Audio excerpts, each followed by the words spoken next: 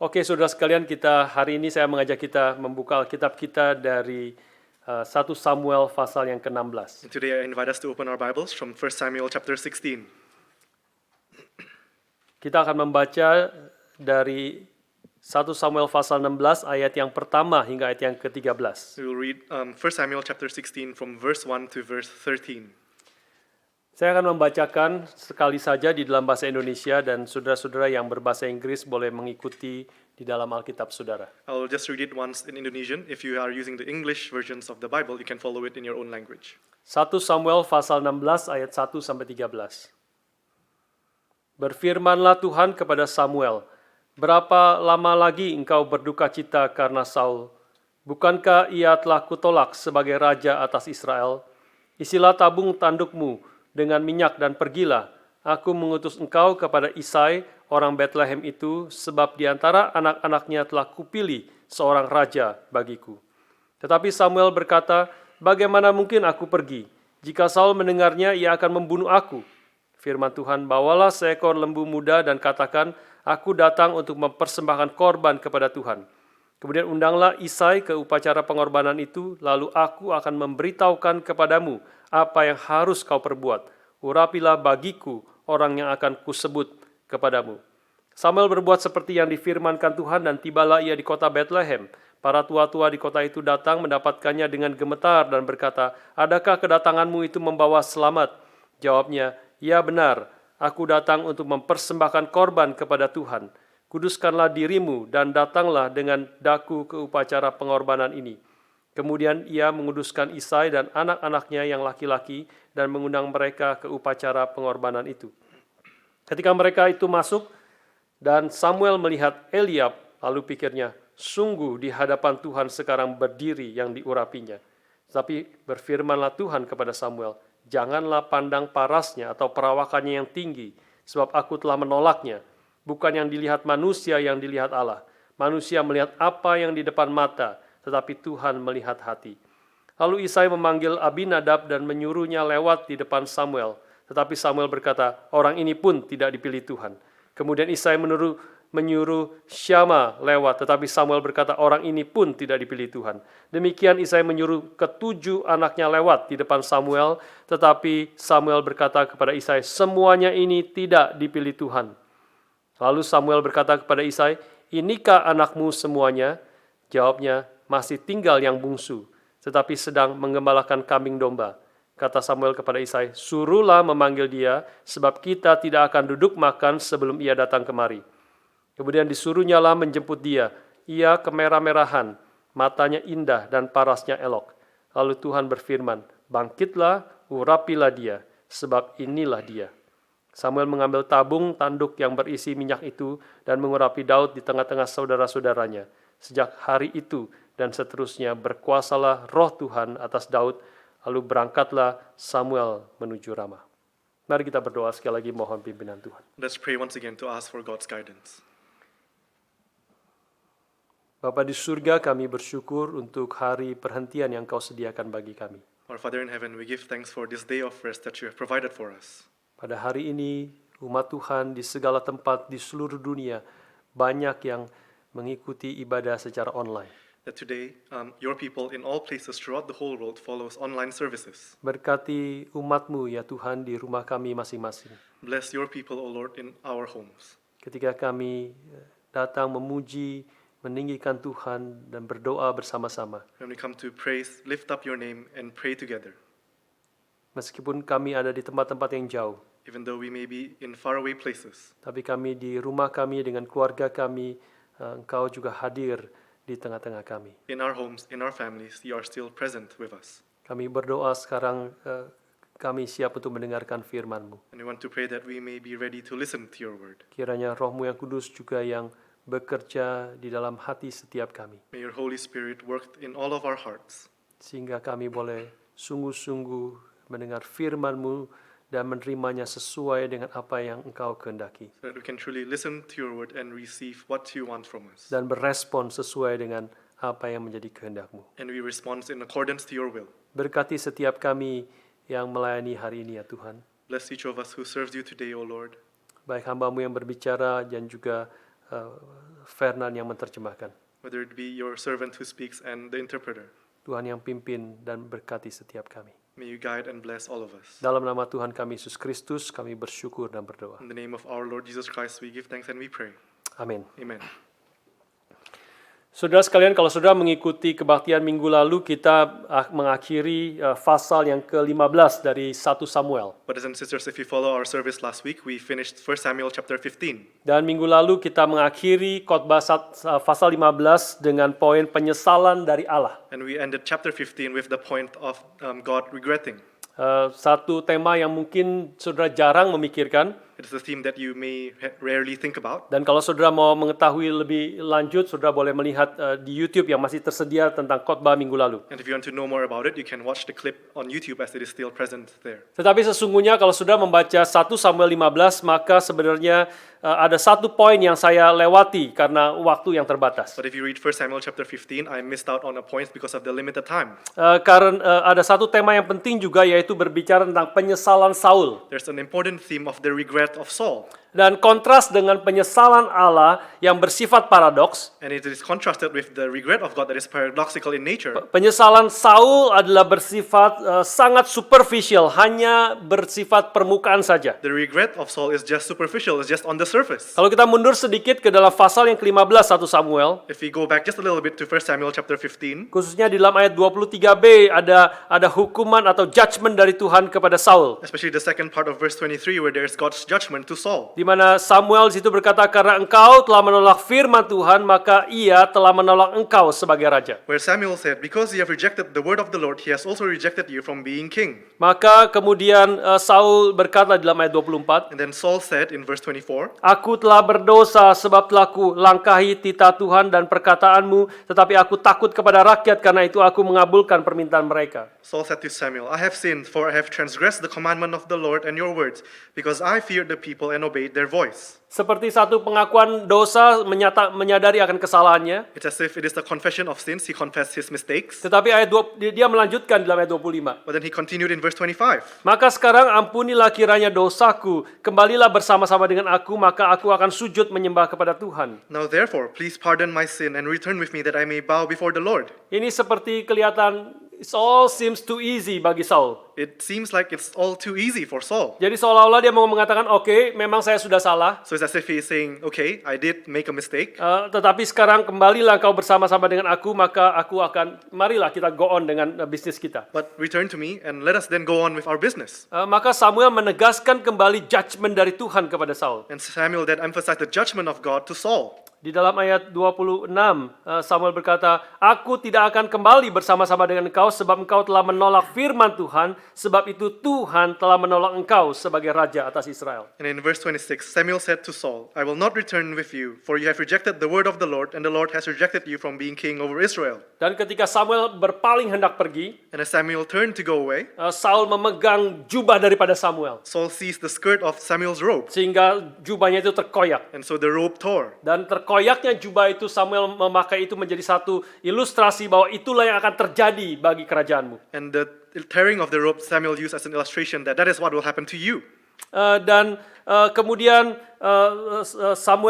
Saul berkata kepada Samuel, And then Saul said to Samuel ayat yang ke-30, in verse 30, aku telah berdosa, tetapi tunjukkanlah juga hormatmu kepadaku sekarang di depan para tua-tua bangsaku dan di depan orang Israel. Kembalilah bersama-sama dengan aku, maka aku akan sujud menyembah kepada Tuhan Allahmu. I have sinned, yet honor me now before the elders of my people and before Israel, and return with me that I may bow before the Lord your God. Saudara sekalian, waktu saya membaca bagian ini, saya rasa sangat marah sekali. Brothers and sisters, when I read these verses, I was very angry. Kalau saudara membaca ayat ini, saudara akan tahu tidak ada orang yang bertobat yang mengatakan kalimat seperti Saul. If you read this verse, there is not a single person who repents will say something like this. Dia memang mengatakan aku telah berdosa. He did say that I have sinned. Tetapi kalau sudah membaca selanjutnya, yang diutamakan adalah harga dirinya, penghormatan dia bagi di hadapan orang Israel. But if you read what is next, what is important to him is his honor and his respect before the people of Israel. Ini sangat-sangat berbeda dengan doa pertobatan dari Daud. This is very different to the prayer of repentance of David. Saya membaca kembali dalam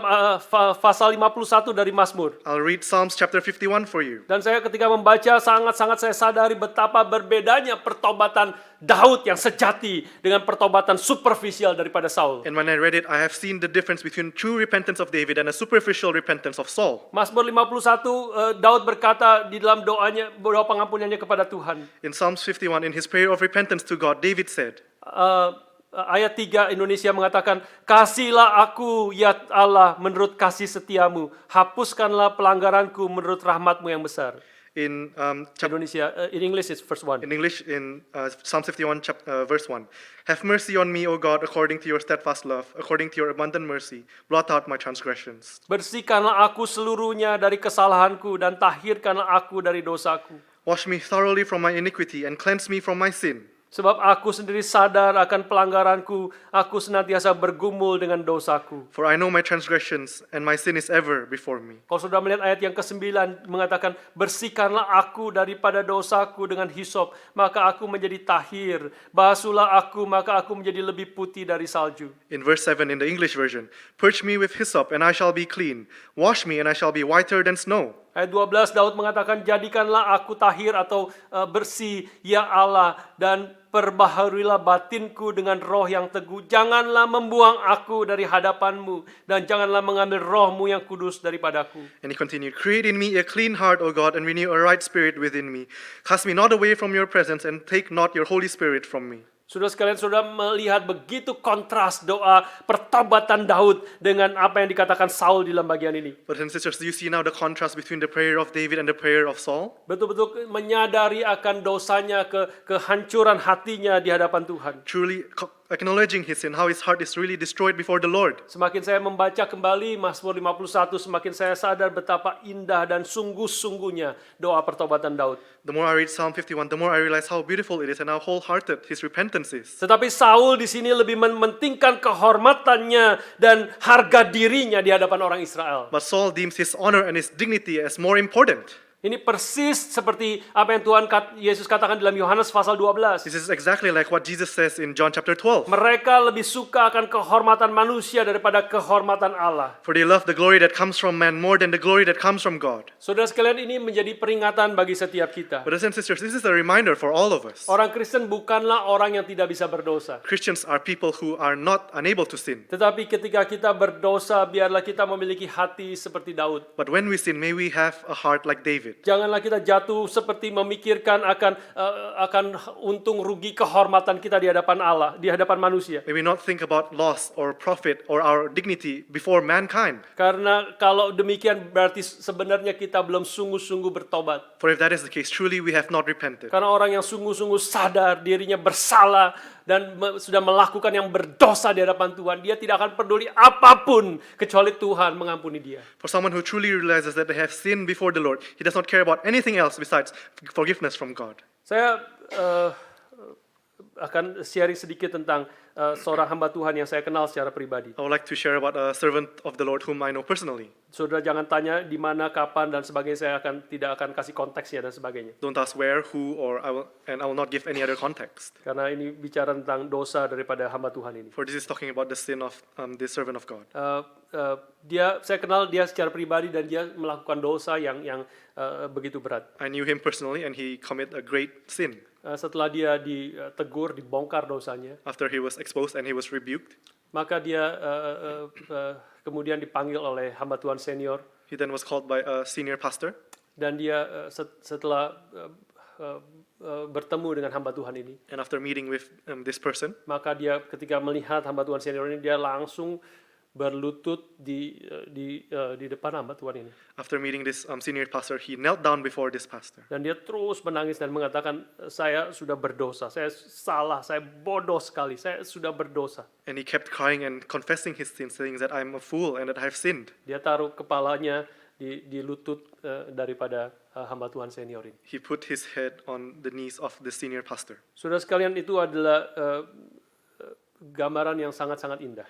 Brothers and sisters, this is a beautiful picture. Meskipun dia sudah bersalah, berdosa, dan dia harus menyesali dosanya. Even though he has done wrong and he has sinned and he has to regret of his sin. Tapi dia sungguh-sungguh, saya melihat dari cerita itu, mendengar secara langsung peristiwa itu, sungguh-sungguh saya melihat itu adalah pertobatan yang sejati. But hearing this story makes me think that this is true repentance. Tidak lagi peduli tentang dirinya, tidak lagi peduli tentang apa yang akan terjadi. Terserah apa yang Bapak mau lakukan bagi saya akan terima. He does not care about what will happen to him. Whatever that you are going to do to me, just do it. I Saya will sudah accept. bersalah kepada Tuhan. Saya sudah begitu bodoh melakukan dosa ini. I have sinned before the Lord. I have been a fool.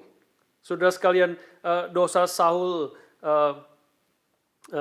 inilah yang kemudian kita melihat membuat Samuel itu berduka cita. Brothers and sisters, the sin of Saul is what made Samuel grieve.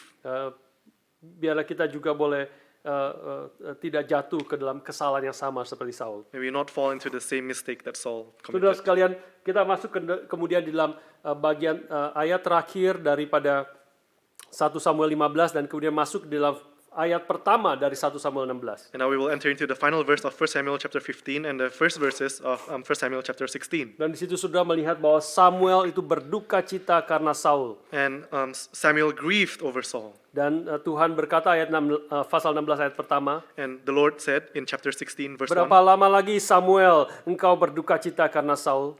How long will you grieve over Saul?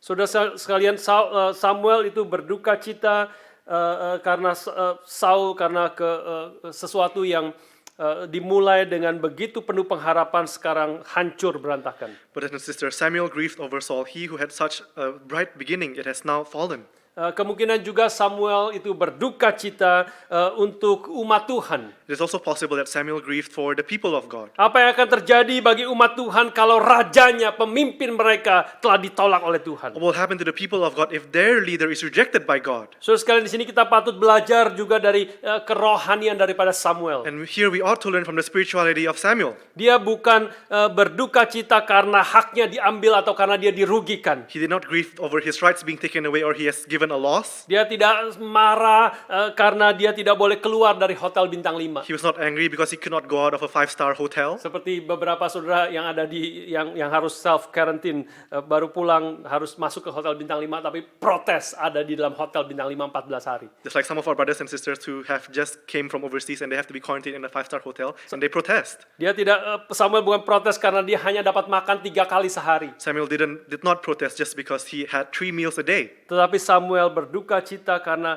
raja yang dipilih Tuhan telah menyeleweng.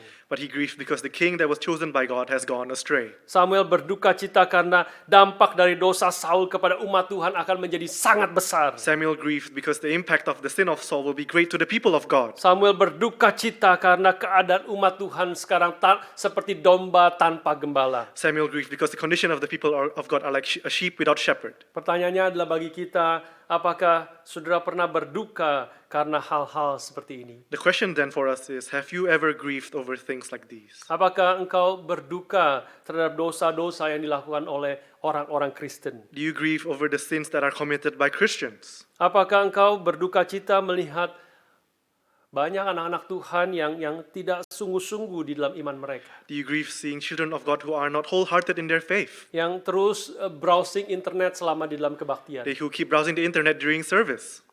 Apakah saudara berduka cita karena pendeta-pendeta banyak di gereja Katolik yang mengabuse akan anak-anak kecil? Do you grieve that there are many priests in the Catholic Church who abuse children? Sangat-sangat mengerikan beberapa hari ini mendengar apa yang ditayangkan oleh ABC, membongkar segala kerusakan dan dosa secara sistematik di dalam gereja Katolik dan juga gereja Saint John of God.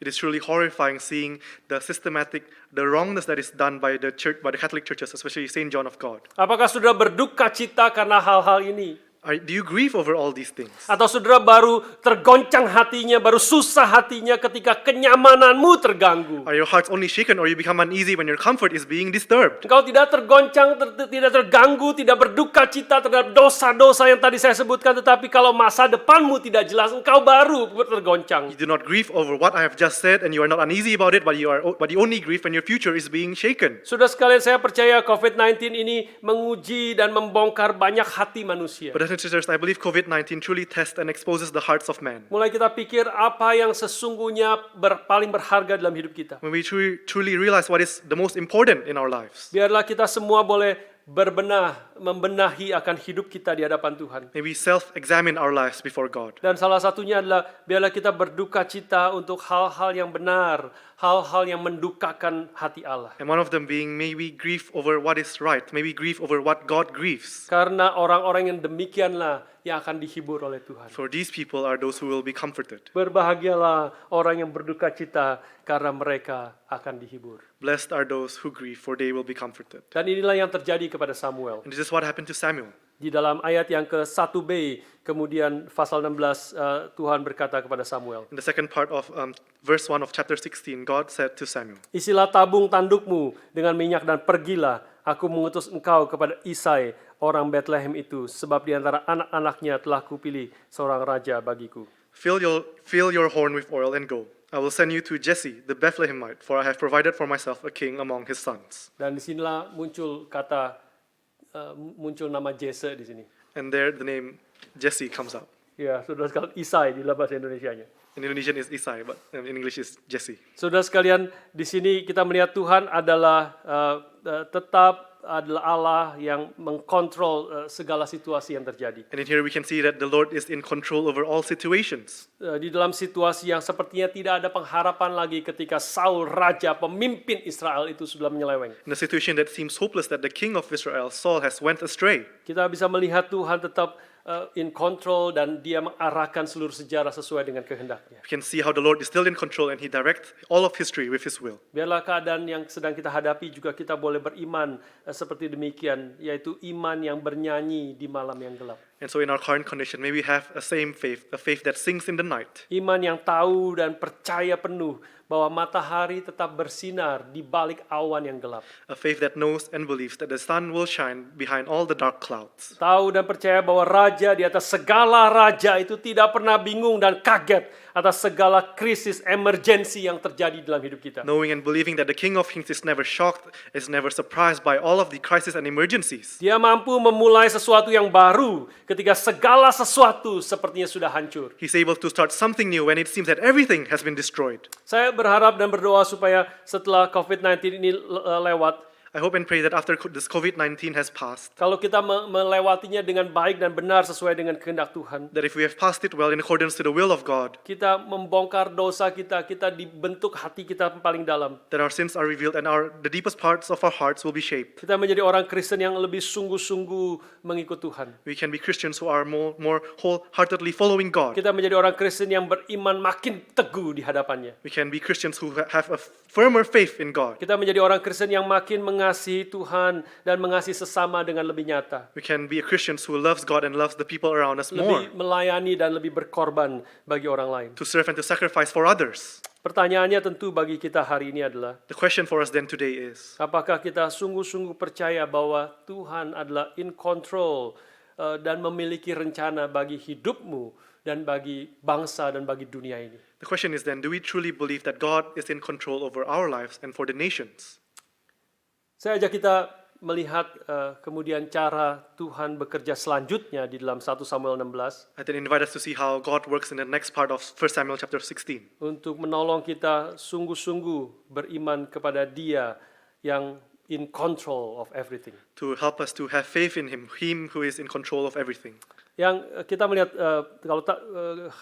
selanjutnya adalah bagaimana Tuhan adalah Tuhan yang tidak melihat dalam permukaan, tetapi Tuhan yang melihat hati manusia. The next part is the Lord does not see what is in externally, but the Lord sees what is in the heart. Ketika Samuel tiba di rumah Isai, When Samuel arrived to the house of Jesse, maka masuklah Eliab, kemungkinan adalah anak sulung daripada Isai. and Eliab, probably the eldest son of Jesse, came. Dan Samuel ketika melihat Eliab mengatakan, wih, ini pasti orang yang diurapi Tuhan. And when Samuel saw Eliab, he was like, wow, this must be the person who was anointed by Karena God. pasti Eliab ini orang yang gagah, orang yang ganteng, orang yang tinggi dan begitu tampan. Because Eliab must be good looking, he must be handsome, he must have a good stature. Dan kita bisa melihat juga bahwa nabi pun bisa salah di sini. And we can also see that a prophet can be wrong in this case as well. Karena Tuhan kemudian mengatakan di dalam ayat yang ke-7, Because then the Lord said in verse 7, janganlah pandang parasnya dan perawakan yang tinggi, sebab aku telah menolaknya. Bukan yang dilihat manusia yang dilihat Allah, manusia melihat apa yang di depan mata, tetapi Tuhan melihat hati. Do not look on his appearance or on the height of his stature, because I have rejected him. For the Lord sees not as man sees. Man looks on the outward appearance, but the Lord looks on the heart. Ini salah satu lagi kalimat yang boleh kita tulis dengan tinta emas. This is a sentence that we can write with ink of gold. Manusia melihat apa yang di depan mata, tetapi Tuhan melihat hati. Man looks on the outward appearance, but the Lord looks on the heart. Dan kita bisa melihat di sini bahayanya untuk kita hanya menilai dari permukaan saja. And here we see the danger of judging just based on the outward appearance, Juga sebenarnya itulah yang terjadi kepada Saul. as that is what happened to Saul. Ketika Samuel melihat Saul, dia melihat ini dia lebih tinggi satu kepala daripada orang lain, gagah dan sebagainya. Ini cocok menjadi raja Israel. As when Samuel looked at Saul, he saw that he was one head taller than everyone else. He had a good stature, and he's the best of all Israelites. Ini juga bahayanya kita hidup di dalam zaman yang zaman Instagram ini, This is also the danger of living in an era of Instagram, yang hanya menampilkan permukaan-permukaan dan tidak pernah membongkar, melihat dalam hati dan karakter daripada manusia. that only shows what is external, but does not delve into the character, what is deep inside a human being. Saya selalu curiga kepada orang-orang yang dandan terlalu berlebihan. I always feel suspect of those who put on makeup excessively, Baik laki-laki, baik perempuan, dandan begitu berlebih-lebihan. whether it be a man or a woman, where they kick themselves up excessively. Paling sedikit Pak Tong pernah mengatakan kalau orang dandan berlebihan itu pakai waktu panjang banyak sekali. And Reverend Tong said that for people who put on a lot of makeup, it will surely take a lot of time. Dia akan lihat kaca berjam-jam. He or she will look at the mirror for hours. Kalau dia lihat kaca berjam-jam, kapan dia lihat buku? If he or she look at the mirror for hours, when will they read a book? Tapi lebih lagi adalah pasti orang yang mementingkan luarnya, dandan berlebihan, baju yang ketat dan sebagainya dengan segala macam, pasti berarti dia mementingkan hal yang luar dan bukan mementingkan hal yang di dalam. But more than that, for those who focuses on how they appear, how they look, the clothes that they wear, they surely are focusing more on what is external compared to what is inside. Khususnya para pemuda-pemudi di rumah, biarlah saudara memperhatikan hal ini. Especially for the young men and women at home, please pay attention to this. Jangan kau tertipu terhadap hal-hal yang bersifat hanya luar saja. Do not be tricked by only what is external. Kalau orang-orang yang hanya memperhatikan luar, itu berarti dia memang hanya luarnya saja yang bagus. If people only show what is external, then it is only what is external that is good of them. Tetapi dalamnya begitu kosong dan begitu tidak berbobot. But their insides are empty and without substance. Dan kalau sudah tertipu, tertarik hanya dengan hal-hal yang bersifat luar saja, And if you are tricked and are only attracted to outward things, ya maka saudara akan mendapatkan ya hal-hal yang bersifat superficial saja. and so you will only receive what is superficial in nature. Saudara sekalian, bukan berarti kita kemudian tidak peduli terhadap tampilan luar. And of course, it does not mean that we do not care about how we look outwardly, Sembarangan saja seperti Perdana Menteri Inggris kacau-kacau rambutnya. and that we just do it simply like the Prime Minister of England, Seolah-olah dan pakai baju sembarangan, bau minyak angin setiap hari.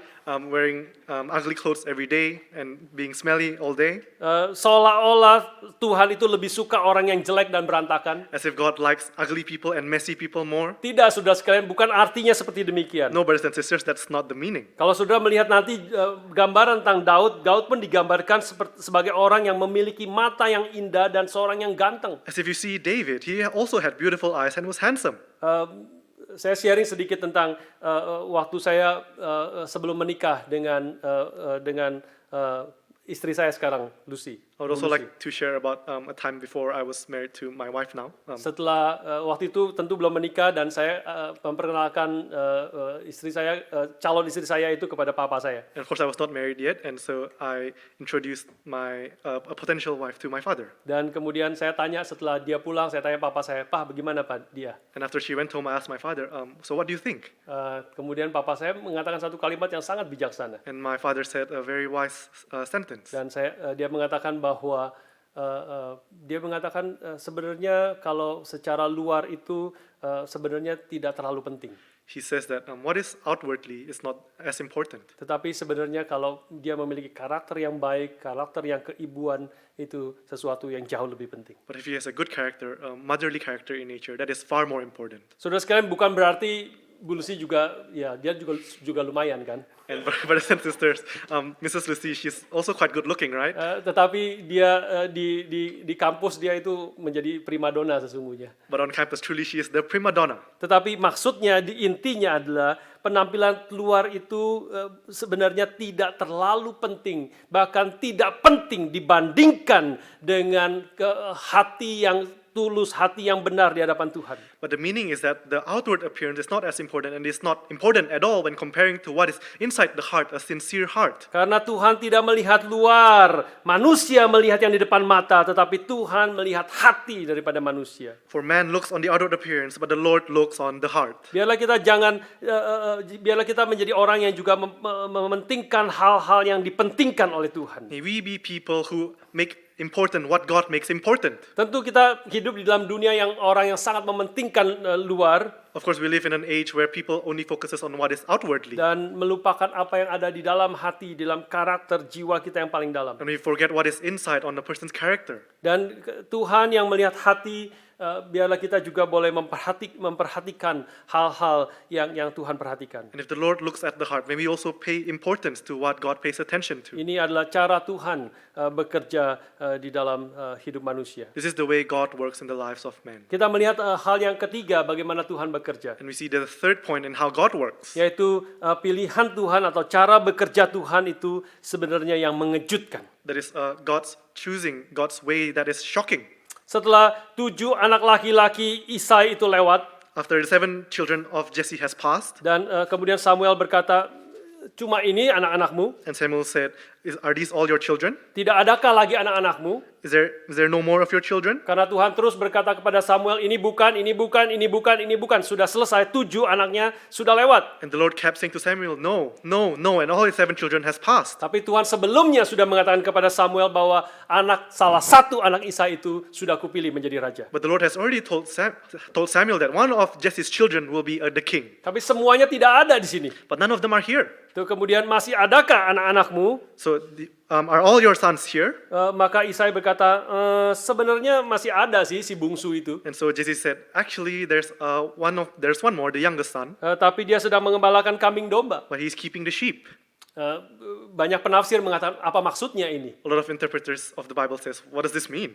Kemungkinan besar adalah bisa dimengerti sebagai si bungsu itu sedang kembalakan kambing domba jauh, kita nggak tahu di mana carinya, juga panggilnya susah dan sebagainya. Most probably it means that David, the youngest son, is probably far away. He's tending the sheep somewhere far away, so it is difficult to call him back.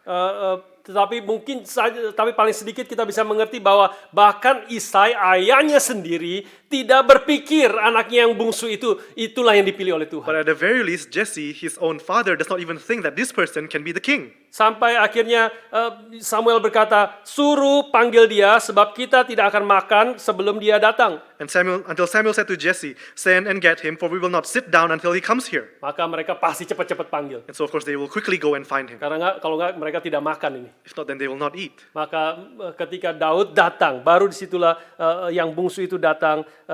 Sebenarnya baru ayat yang ke-13 nama Daud itu muncul. Dikatakan Tuhan berkata, bangkitlah, urapilah dia, sebab inilah dia. And when the youngest son came, then the name of David has come up. And then the Lord said, arise, anoint him, for this is he.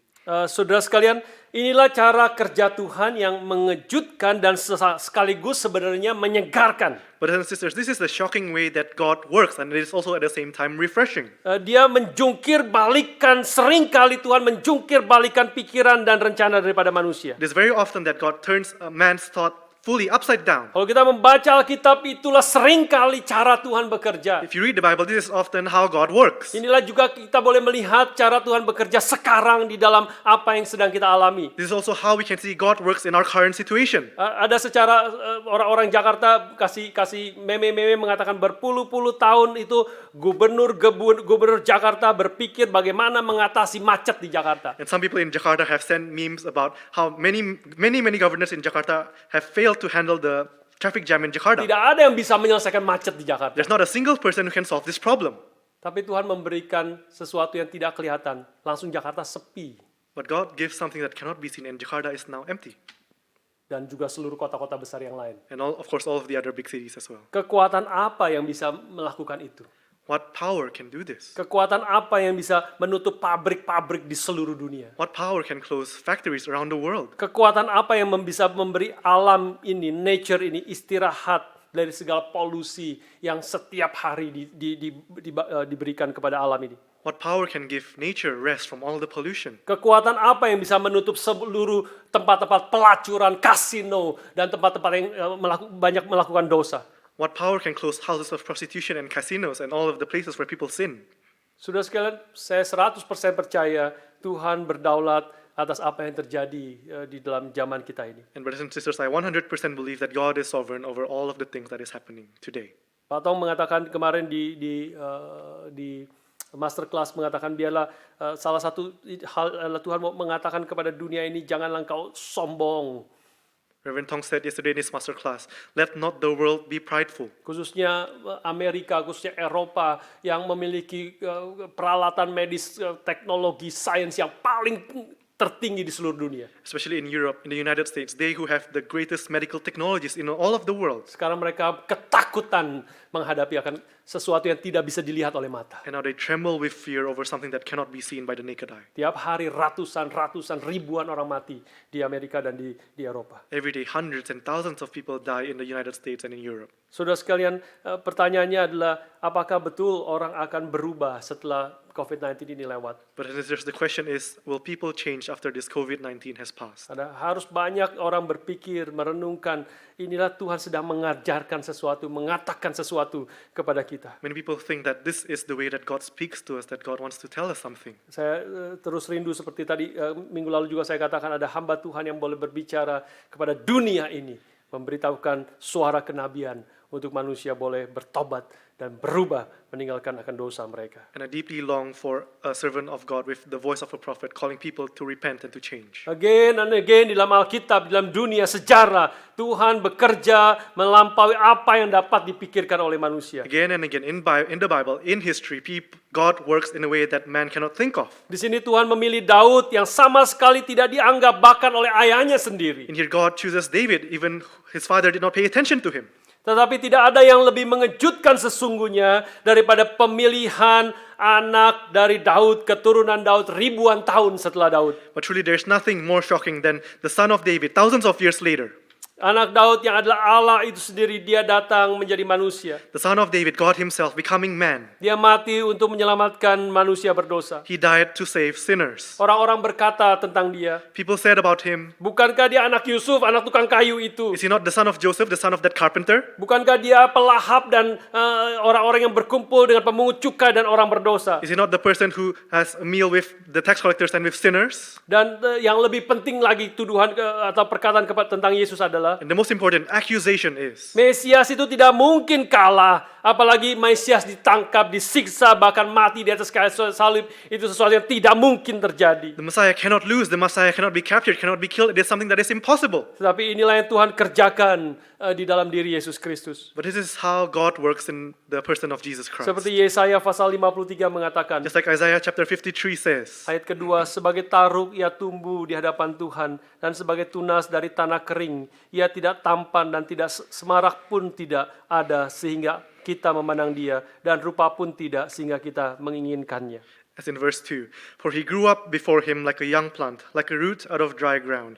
He had no form or majesty that we should look at him, and no beauty that we should desire him. Ia dihina dan dihindari orang, seorang yang penuh kesengsaraan dan yang biasa menderita kesakitan. Ia sangat dihina sehingga orang menutup mukanya terhadap dia, dan bagi kita pun dia tidak masuk hitungan. He was despised and rejected by men, a man of sorrows and acquainted with grief, and as one from whom men hide their faces. He was despised, and we esteemed him not. Tetapi sesungguhnya penyakit kitalah yang ditanggungnya, dan kesengsaraan kita yang dipikulnya. Padahal kita mengira dia kena tulah, dipukul, dan ditindas Allah. Surely he has borne our griefs and carried our sorrows, yet we esteemed him stricken, smitten by God, and afflicted. Mengikut Tuhan yang demikian, memiliki Tuhan yang demikian, adalah sesuatu yang mengagetkan tetapi sekaligus menyegarkan. Following and having a God such as this is shocking but also refreshing.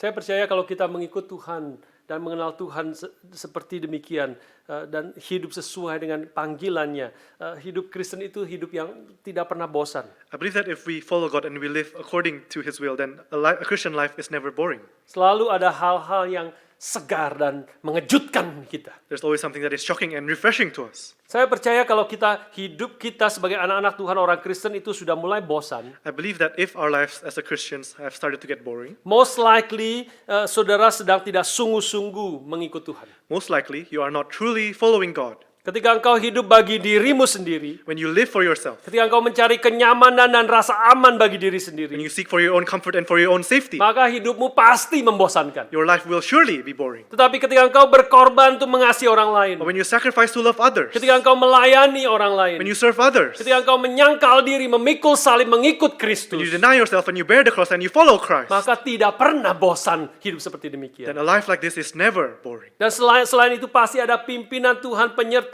Tuhan yang segar, ada anugerah Tuhan yang menyertai ketika kita mengikut dan melayani Tuhan. And more than that, there will be God's presence, there will be God's guidance. He will be there with us. Ini hidup yang pasti tidak pernah bosan. This is a life that will never be boring. Kalau saudara sekarang masa-masa self-isolation, saudara rasa bosan sekali. If in these times of self-isolation you feel bored, Maka kemungkinan besar kita sedang hidup tidak berkenan kepada Tuhan. then most probably you are not living a life that pleases God. Biarlah kita hidup sebagai anak-anak Tuhan yang melakukan apa yang menjadi kehendak Tuhan. May we live as children of God who does the will of God, Yang mementingkan hal-hal yang ada di dalam hati dan karakter hidup kita. who pays an importance to what is our character and what is inside of us, Dan mengikuti apa yang menjadi teladan Kristus di dalam hidup kita. and to follow the example of Christ in our lives. Maka kita akan di tengah-tengah keadaan yang sedang kita hadapi, kita menyatakan diri kita sebagai anak-anak Tuhan. And so in the midst of our current situation, we proclaim ourselves as children of God. Ketika banyak orang khawatir dan takut, When many people are fearful and anxious, kita menjadi orang yang memberi penghiburan dan kekuatan kepada mereka. we can be people who grant them comfort. Berbeda dengan pendeta ngawur yang videonya tersebar kemana-mana. It is different from those false pastors whom their video have been distributed everywhere, Yang Patong berkali-kali kemarin di masterclass mengatakan itu pendeta goblok. in whom Pastor Tong in yesterday's masterclass says that they are stupid. Bagaimana saya rasa juga di dalam keadaan seperti ini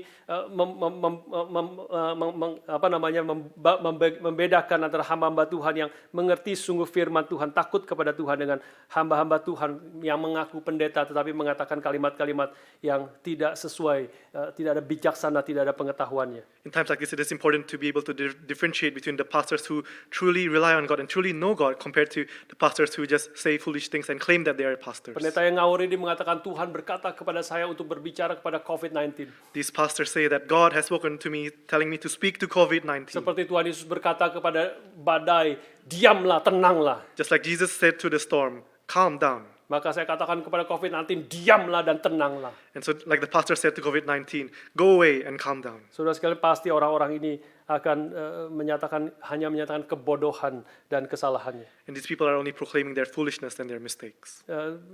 Biarlah dia dikirim mungkin ke Amerika, ke New York, dan berkata kepada orang-orang di sana, tenanglah dan diamlah COVID-19. And so he went to places in America, like in New York, and says, be calm, COVID-19. Saudara sekalian, ini adalah kesalahan-kesalahan orang-orang yang berespon secara salah di dalam keadaan seperti ini. Brothers and sisters, this is the mistakes of those who respond wrongly in the current situation. Biarlah kita boleh mengikut Tuhan, beriman di dalam Kristus dengan pertolongan Tuhan, dan menyadari bahwa Dia adalah Tuhan yang berdaulat atas segala sesuatu. And we follow God with His help, knowing that He is sovereign over all things. Dan waktu kita percaya, beriman kepada Tuhan, bukan berarti kita sekali lagi menjadi orang yang nekat dan yang tidak berpengetahuan dan tidak berhikmat sama sekali. And when we believe in Him, it does not mean that we become reckless, we do not become unknowledgeable, and we become unwise.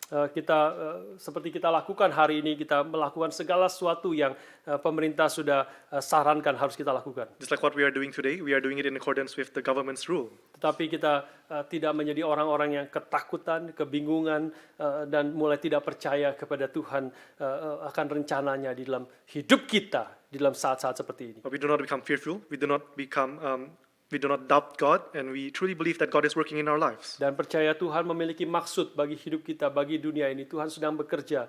Biarlah kita berseru kepada Tuhan dan bertanya, Tuhan, apa yang Kau sedang mau nyatakan kepada kami? And that God has a purpose in our lives, in all over the world, and may we then cry out to God, asking God for what this purpose is. Saudara sekalian, kita masuk poin yang terakhir, mengerti akan apa yang cara pekerjaan Tuhan. And we enter into the final point in how God works. Yaitu kita boleh melihat harga yang harus dibayar dari orang-orang yang mengikut Tuhan. And we see the price that has to be paid by the followers of God. Kita melihat ayat yang ke-13, ayat terakhir dari renungan hari ini. We will see verse 13, the final verse of today's message. Samuel kemudian mengambil tabung tanduk yang berisi minyak itu dan mengurapi Daud di tengah-tengah saudara-saudaranya. Sejak hari itu dan seterusnya berkuasalah roh Tuhan atas Daud. Lalu berangkatlah Samuel menuju Ramah. Then Samuel took the horn of oil and anointed him in the midst of his brothers. And the Spirit of the Lord rushed upon David from that day forward. And Samuel rose up and went to Ramah. Dan di sini kita melihat bahwa Tuhan yang memilih Daud, yang Tuhan yang tidak melihat secara luar, tetapi Tuhan yang melihat hati. And here we see how the Lord chose David, how the Lord does not see outwardly but sees the heart of David. Dan Tuhan memilih Daud menjadi raja, juga adalah Tuhan yang memperlengkapi Daud untuk melakukan tugas panggilannya. And he who chose David to be king will also equip him to complete his task. Sejak hari itu dan seterusnya berkuasalah roh Tuhan atas Daud. On that day, from that day forward, the Spirit of the Lord rushed upon David. Saudara, Tuhan, prinsip seperti ini juga berlaku bagi setiap anak-anak Tuhan. And this principle also is applicable for all children of God. Bahwa kalau Tuhan memanggil kita untuk pekerjaan sesuatu yang Dia inginkan untuk kita lakukan, maka Dia juga akan memperlengkapi kita untuk menggenapi panggilannya itu. If God calls us to do a work from Him, then He will equip us for us to be able to do it. Tetapi kalau saudara melihat di sini karunia roh Yahweh, roh Tuhan kepada Daud bukan saja merupakan anugerah yang besar dan indah, But you see here that the gift of the Spirit of the Lord is not only a great gift, tetapi juga disertai dengan tantangan yang besar. but it's also accompanied by great challenges. Sekali lagi, mengikut Tuhan tidak pernah bosan, Once again, following God is never boring. karena akan ada penyertaan Tuhan, tetapi sekaligus saja tantangan yang besar. There will be God's guidance, but there will also be great challenges. Kalau saudara nanti membaca di dalam pasal-pasal selanjutnya dari 1 Samuel, And if you read the next chapters of 1 Samuel, saudara segera akan menemukan bagaimana Daud yang dipenuhi oleh roh Tuhan akan dikejar-kejar oleh Saul dan ingin dibunuh oleh Saul. you will see how David, whom the Spirit of the Lord rushed upon him, he will be chased by Saul until no end. Dan dia akan dikhianati oleh orang-orang yang dekat dengan dia. And he will be betrayed by those who are close to him. Dia akan dijebak. He will be trapped. Dia akan bersembunyi di goa karena dikejar oleh Saul. He will be hiding in caves, for he will be chased by Dia Saul. hidup dengan jangka waktu yang cukup panjang di dalam pelarian. He lived for a quite long period of time as to be exiled, Sampai akhir 1 Samuel itu akan terjadi seperti demikian. until the end of 1 Samuel. This will keep on happening. Dan ini adalah panggilan setiap kita ketika kita mau mengikut akan Kristus dan dipakai menjadi alat di tangannya. And this is the calling of us who want to follow Christ and who wants to be used as a tool in his hands. Paulus mengatakan kepada Timotius, setiap orang yang mau hidup saleh di dalam Kristus akan menderita aniaya. Paul said to Timothy, all who desire to live a godly life in Christ Jesus will be persecuted. Kita sering dengar akan panggilan untuk menderita ini. We often hear about this calling to suffer, calling of suffering. Ada banyak di dalam Alkitab, kita bukan hanya dipanggil untuk hidup suci, kita bukan hanya dipanggil untuk mengikut Kristus, tapi kita juga dipanggil untuk menderita ketika kita mengikuti Kristus. Many times in the Bible, we are not only called to live a holy life, we are not only called to follow Christ, but we are also called to a life of suffering. Dan bukankah ketika kita mendengar khotbah seperti ini, And when we hear these kind of sermons, kita sering sadar bahwa kita kurang menderita. don't we often realize that we often lack suffering? Kalau kita membaca nabi-nabi, para rasul di dalam Alkitab, mereka satu persatu mengalami begitu banyak penderitaan karena nama Kristus. That when we read about the apostles, about the prophets, they often suffer for the sake of Christ. Kita membaca sejarah gereja, umat Tuhan, hamba-hamba Tuhan, para misionaris, mereka begitu banyak mengalami penderitaan karena nama Kristus. And we read about the history of the church, there are many pastors, there are many missionaries who have suffered under the name of Christ. Ketika kita membaca itu, mendengar akan cerita itu, kita sadar, paling sedikit saya sadar, saya rasa kurang menderita sekali hidup di kota Melbourne ini. And when we read this and reflect on this, at least I realize that I lack suffering, especially life in Melbourne. Dan saudara mulai bertanya, bagaimana saya mengikut Tuhan dan mengalami penderitaan? And you then ask, how can I follow God and have this life of suffering?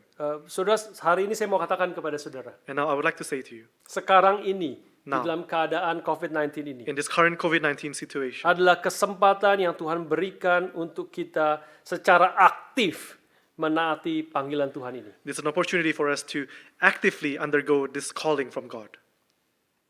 Waktu kita berbicara tentang penderitaan, And when we speak about suffering, penderitaan karena Kristus terutama. suffering for Christ. Kita sering berpikir tentang aniaya dan pengorbanan para misionaris. We often think about torture and the sacrifice of the missionaries. Tetapi sebenarnya secara prinsip itu sedikit sekali bedanya antara orang yang dianiaya, menderita karena aniaya, dengan orang yang menderita karena kanker atau karena COVID-19. But in principle, the difference is very little comparing someone who suffered because they are being tortured or someone who is suffering because they have cancer or they have COVID-19. Satu-satunya perbedaan adalah aniaya itu kita alami karena ada orang yang jahat yang menganiaya kita. The difference is that in persecution, there is someone else who is out there persecuting us. Tetapi kanker atau COVID-19 kalau kita mendapatkan itu adalah karena keadaan yang tidak ada orang yang menganiaya tapi karena keadaan yang menimpa kita. But cancer or COVID-19 is because of the situation. There's nobody else, but it's just merely the situation.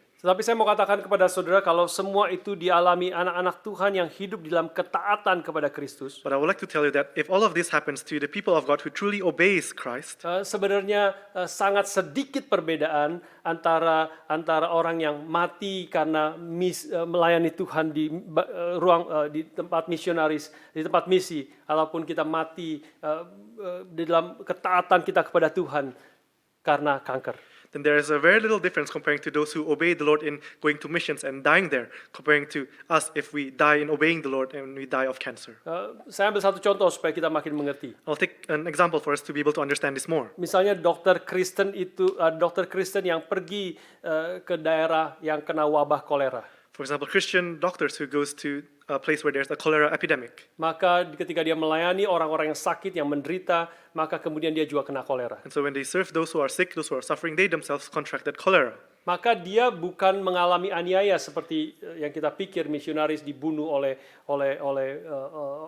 orang pedalaman, orang di hutan dan sebagainya. So they are not persecuted or tortured or killed like we think of the missionaries who goes out to somewhere deep in the country. Tetapi penderitaan dia karena penyakit yang dia kena itu sebenarnya sama, pengorbanan yang sama, ketaatan yang sama, dan berharga sama di mata Tuhan. But their suffering in doing these, their obedience, their suffering, their value is the same in the eyes of the Lord. Ketika anak misionaris kena kolera dan mati, When the children of missionaries dies of cholera, maka kita biasanya melihat itu adalah sebagai inilah pengorbanan dari mereka, hamba Tuhan, karena melayani Tuhan, karena ketaatan kepada Tuhan. we think that this is their sacrifice due to their obedience to the Lord. Tetapi sesungguhnya untuk setiap orang tua yang berjalan di dalam ketaatan kepada Tuhan, But truly for every single parent who walks in obedience to the Lord, dan kemudian mengalami kematian daripada anaknya karena sakit, and they who experience the death of their children because of illness, sesungguhnya penderitaan ini, pengorbanan ini sama di mata Tuhan, pengorbanan karena ketaatan. truly this suffering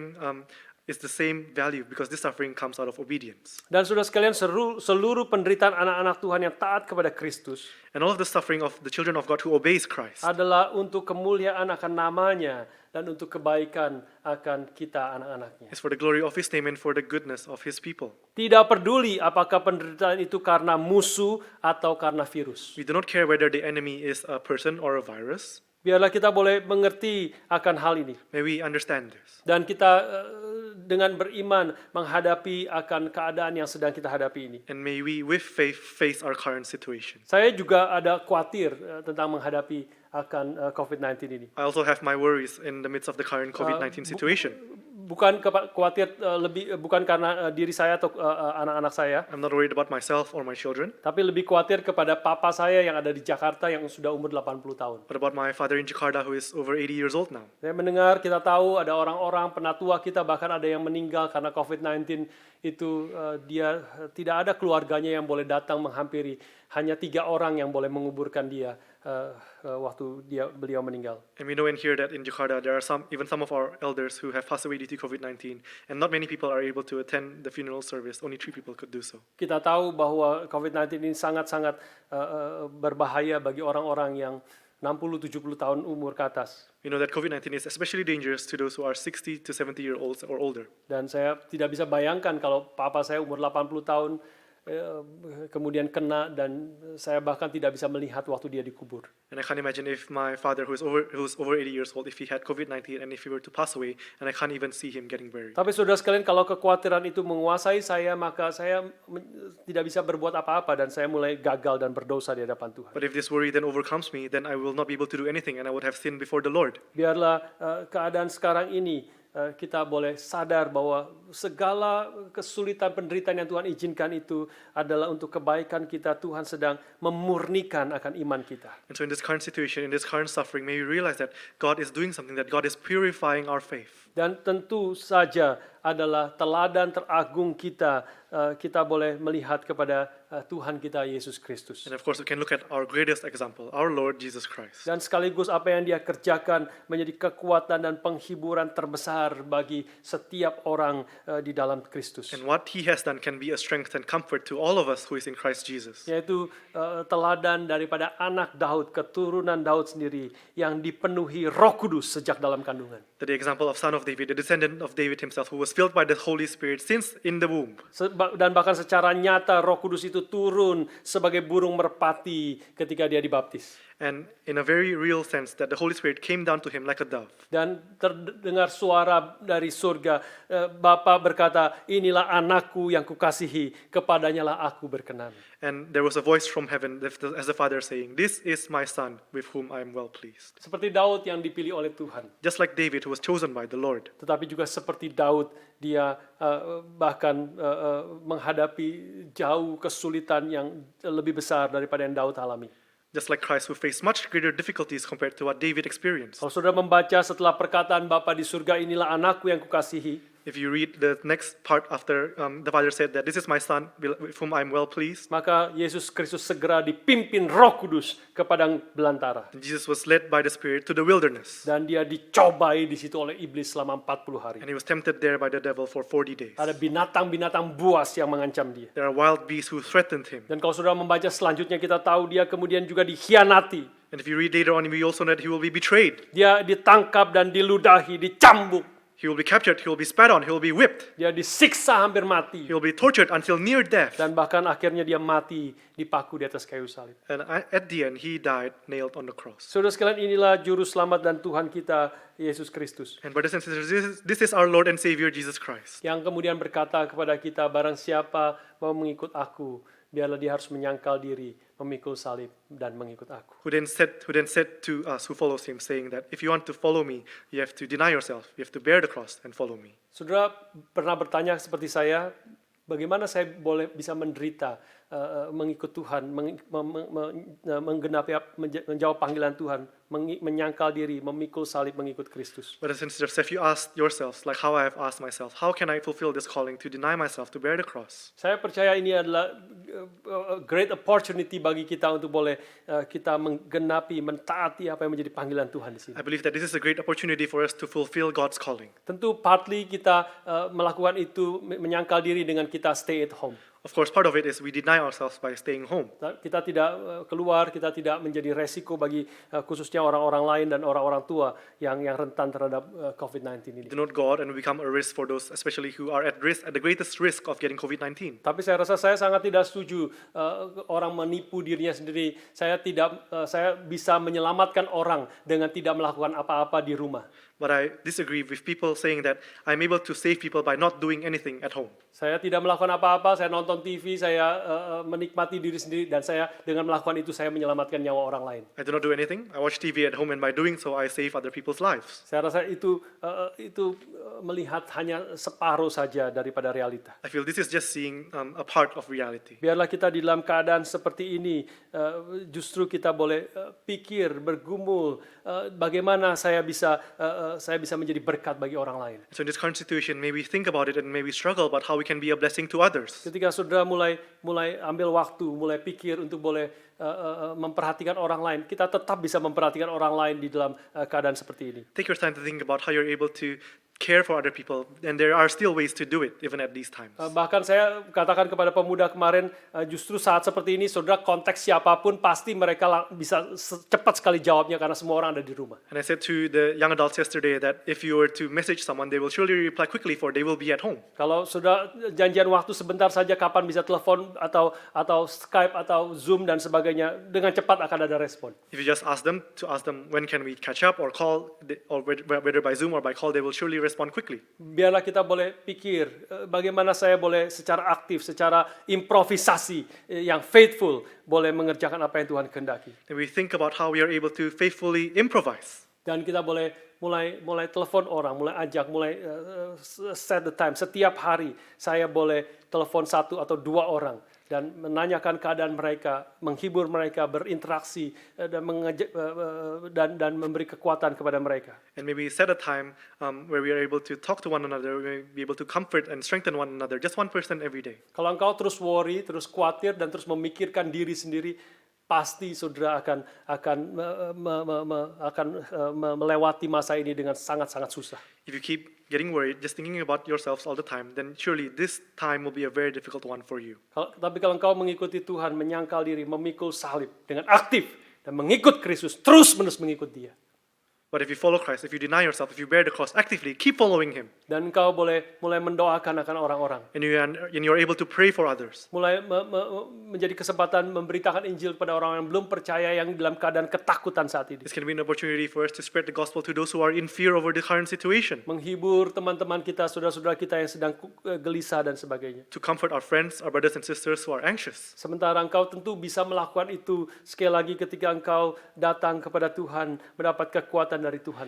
And of course, you can only do this when you come before the Lord and asking strength from Him. Dan kau melayani orang lain dengan kekuatan yang Tuhan berikan. And you may serve others by the strength that He has given to you. Maka ini menjadi berkat. Bukan ketika kita melayani, bukan saja orang lain akan dikuatkan, kita sendiri pun akan dikuatkan. And this may be a blessing, for it is not only the people whom we serve will be blessed, but we too will be blessed. Selalu perintah Tuhan seperti demikian. God's commandments are always like this. Engkau melakukan kehendakku, kau melakukan panggilanku, You do my will, you do my calling. maka ada berkatku, ada penyertaanku, ada kekuatan daripada Tuhan yang boleh kita alami. There will be my blessing, there will be my presence, there will be God's strength that we are able to experience for ourselves. Saya sangat bersyukur kita tetap boleh adakan kebaktian seperti ini. I'm very grateful that we are able to hold a service like this. Minggu lalu kita tahu hanya 5 orang. Last week we know that there are only 5 people who can come. Dan saya sangat bersyukur bersama-sama berlima itu saya sungguh merasakan Tuhan hadir, Tuhan memimpin, dan kita setelah kebaktian selesai kita juga berdoa bersama-sama. And I'm very grateful last week that with these 5 people, I feel that God has continued to guide us and we are able to gather together, just the 5 of us. Biarlah kita boleh bersama-sama menjadi orang-orang yang boleh menjadi berkat bagi orang lain di saat-saat seperti ini. May we be people who can become a blessing to others at this time. Tentu kami yang datang ke sini memiliki resiko yang lebih daripada saudara yang tidak datang ke sini. Of course, we who are coming to church here physically have a greater risk compared to those of you who are staying home. Tapi kita tahu hidup ini penuh dengan resiko. But we know that life is full of risk. Kalau sudah terus pikir tentang resiko, maka sudah pun tidak akan pergi ke supermarket, sudah pun tidak akan pergi bekerja, sudah pun karena semuanya itu penuh dengan resiko. If you keep thinking of the risk, then you will not even go grocery shopping, you will not go to work, for life is indeed full of risks. Kita yang melayani hari ini datang dengan sadar sekali. Juga ada resiko kita bertemu dengan satu dengan yang lain. Dan resiko mungkin diberhentikan polisi di jalan. We, the 7 of us here, realize that there is truly a risk for us coming here. And one of the risks is being stopped by the police. Tentu kita tidak akan menjadi masalah karena kita sungguh-sungguh datang untuk melayani dan bekerja sebagai volunteer. And of course, it won't be a problem because we have come here in accordance to the rules. We come here as workers, as volunteers. Tentu, tetapi waktu kita mengambil resiko ini, kita tahu karena ini sesuatu yang penting. Ini pekerjaan Tuhan. Ini kita mau melayani Tuhan, melayani akan semua, akan umat Tuhan. Biarlah pelayanan kita boleh berkenan dan Tuhan pakai menjadi berkat bagi banyak orang. And we do this because we know that this is an important work. This is the work of the Lord. And so may God continue to use us in this great work of His. Dan terlebih lagi juga kami sendiri yang melayani sangat-sangat bersyukur untuk kesempatan melayani Tuhan. And we who serve, we are very grateful for this opportunity to serve the Lord. Ini adalah kesempatan yang masih Tuhan berikan kepada kita. This is an opportunity that God has still given to Salah us. satu pelajaran yang paling penting di dalam self-isolation ini. One of the greatest lessons of this time of isolation is, Biarlah kita jangan baru sadar betapa berharganya itu, apapun itu, ketika hal itu diambil dari diri kita. May we not only realize that something is very valuable, something is very important only when it is taken away from us. Janganlah kita baru sadar betapa pentingnya kita boleh beribadah bersama-sama kalau kesempatan itu diambil dari kita, baru kita sadar. May we not only realize that this is something very important, that being able to worship here together is something very important when it is taken away from us. Nanti Jumat Agung kita bersama-sama tetap ada kebaktian Jumat Agung. On Good Friday, there will still be a service, Meskipun hanya secara online. even though it will be online. Dan dari sinode sudah memutuskan kita tidak akan ada perjamuan kudus pada Jumat Agung itu. And the synod has decided that we will not have Holy Communion on Good Friday. Dan itu tentu ada diskusi yang panjang mengenai hal itu. Of course, there has been a very long discussion about this. Tetapi Pak Tong kemudian sudah memutuskan tidak ada perjamuan kudus pada kebaktian Jumat Agung. But Reverend Tong has decided that there will be no Holy Communion on Good Friday. Ini adalah satu pertama kali kebaktian Jumat Agung tidak ada perjamuan kudus. This is the first Good Friday service without Holy Communion. Dan selalu biasanya setiap tahun perjamuan kudus itu dalam kebaktian Jumat Agung sesuatu yang sangat-sangat indah, sesuatu yang sangat menguatkan hati, sesuatu yang sangat-sangat sakral dan memberi berkat yang besar bagi setiap kita. And usually every Good Friday during the Holy Communion, it often becomes a great blessing to us. It is something that is very sacred, something very beautiful. Tetapi itu sekarang tidak boleh kita lakukan. But now we are unable to do it. Biarlah itu salah satu dorongannya adalah supaya kita di rumah masing-masing yang kita tidak bisa melakukan perjamuan kudus. Ada kerinduan yang besar dalam hati kita untuk kita satu hari nanti kita boleh berkumpul bersama-sama kembali di dalam perjamuan kudus, ibadah bersama-sama. And so we at our own homes, may we have a deep longing that one day we were able to gather together once again to worship together. Dan sesungguhnya perjamuan kudus ibadah kita setiap hari Minggu atau perjamuan kudus setiap beberapa bulan juga adalah juga bayang-bayang untuk kita merindukan perjamuan besar di mana Kristus sendiri yang akan memimpin perjamuan bersama-sama dengan umatnya. And may every Sunday service, every Holy Communion, every few months, may this be a foreshadow of the great feast that Jesus Christ himself will lead us into. Jangan sampai kita baru sadar hal itu berarti kalau hal itu sudah diambil dari diri kita. May we not only realize that something is important when it is taken away from us. Masih ada hal-hal yang tidak diambil dari diri kita hari ini. There are things that have not yet been taken away from us today. Masih ada Alkitab yang kita boleh baca dan renungkan setiap hari di dalam hidup kita, di rumah kita masing-masing. We still have the Bibles at home that we are able to read. Tuhan masih menyertai dan memimpin umatnya dimanapun kita berada. God is still present with his people no matter where we are. Biarlah kita jangan take for granted semua ini. May we not take all of these for granted. Waktu yang berharga, masih ada kesempatan kita boleh menghampiri tahta anugerah Tuhan di dalam doa kita kepada Tuhan. These precious times, the time that we are able to approach the throne of grace in prayer. Jangan sampai hal-hal yang berharga itu baru kita sadar itu berharga ketika itu diambil dari diri kita. May we not only realize that something is valuable when that is taken away from us. Ada teman-teman saudara-saudara kita, keluarga kita yang ada di rumah, yang adalah orang-orang yang Tuhan tempatkan yang berharga di dalam hidup kita.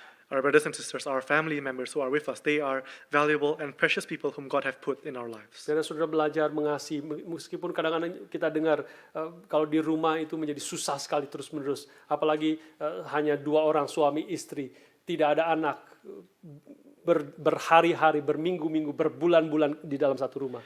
May we learn to love, and especially it can be difficult for some people to be together, especially husband and wife without children, just the two of them alone for weeks, for months. Tapi kalau engkau memfokuskan diri kepada Tuhan, But if you focus on God, dan boleh menemukan kreativitas mengerjakan hal-hal yang kita boleh isi di dalam waktu stay at home ini. and you can find creative ways in which we can use this time where we are staying at home, Saudara masih bisa pergi keluar untuk olahraga. you can still go out to exercise. Kemarin beberapa hari yang lalu ada seorang bapak yang kontak kepada saya, Pak Budi mau nggak kita jalan, ada waktu nggak kita jalan keluar olahraga bersama? A few days ago, there was a person who texted me saying that, Mr. Budi, are you able to go out for a walk?